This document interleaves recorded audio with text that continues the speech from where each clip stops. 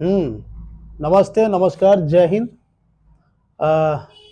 सर्दी तो है, तो रहेगा ही। सर्दी अपना काम नहीं छोड़ रहा है, हम कैसे छोड़ दें। ठीक है, तो ब्लैंकेट में लिपट कर रहे हैं और आग के भरोसे ही रहे। काफ़ी सर्दी है, बाहर ना निकले, घर में बैठ कर ये वीडियो जरूर देखें 5 मिनट का।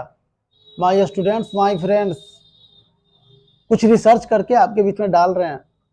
हालांकि खोज करने वाले तो हमारे पूर्वज थे, हमारा काम है पढ़ लिख कर आपको बताना, और आपका काम है कि आप पढ़ लिख कर याद करके नोट बनाएं। उम्मीद है कि आपको अच्छी तरीके से समझ में आएगा।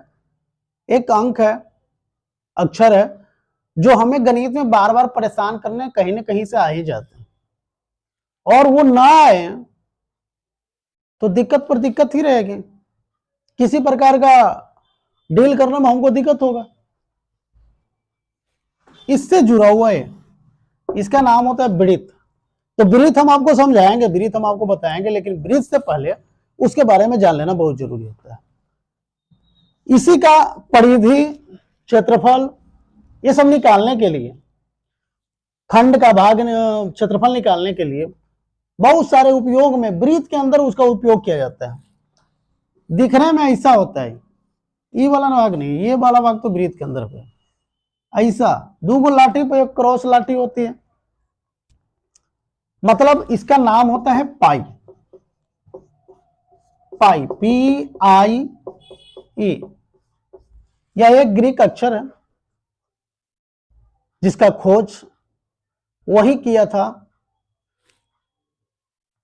जिन्होंने शून्य दशमलव का खोज किया, आर्यभट्ट। भारतीय महान गणितज्ञ आर्यभट्ट, महान विद्वान कहें आर्यभट्ट। बहुत सारे खोज किया था आर्यभट्ट ने। चंद्रगुप्त द्वितीय के समय में वे उनके राज दरबारी भी थे आर्यभट्ट साहब।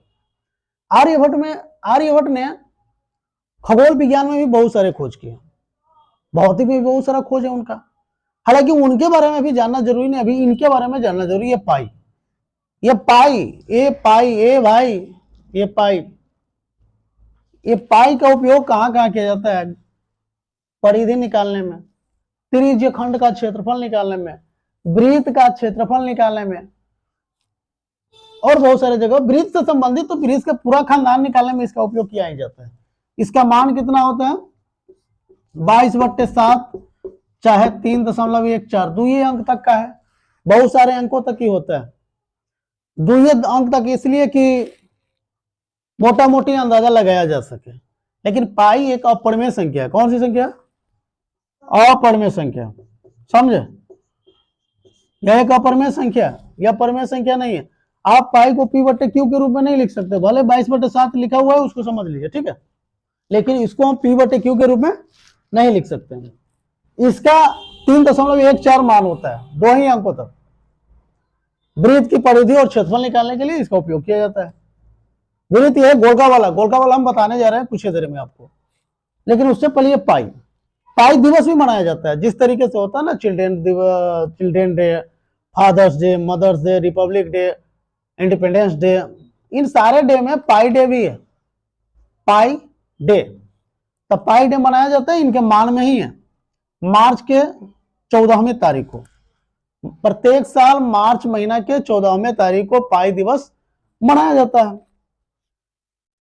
पाई का खोज आर्यभट्ट ने किया था। सबसे पहले किसने बनाया? एक भौतिक शास्त्री था जिसका नाम था लैरी सॉ, जिन्होंने 3 मार्च को सबसे पहले पाई दिवस मनाया था। पाई दिवस 14 मार्च को इन्हें पाई का जो है ना प्रिंस कहा जाता है। पाई का प्रिंस कहा जाता है। 499 ईस्वी में शायद, शायद 499 ईस्वी में आर्यभट्ट ने पाई का खोज कर लिया था। उस समय हमारे पश्चिम के अंग्रेज लोग, गोरे जो लोग होते हैं, जो गणित का दादा परदादा समझते हैं ना अपने आप को, उस समय गणित का कखा सीख रहा था, उस समय पाई का खोज कर चुके थे। पाई का जो है ना मान भी निकाल चुके थे। अब इसके बाद बारी बारी से आया, कभी न्यूटन ने भी पाई का मान निकाला 1665 ईस्वी में, 1665 ईस्वी में 16 अंकों तक निकाला उन्होंने पाई का मान।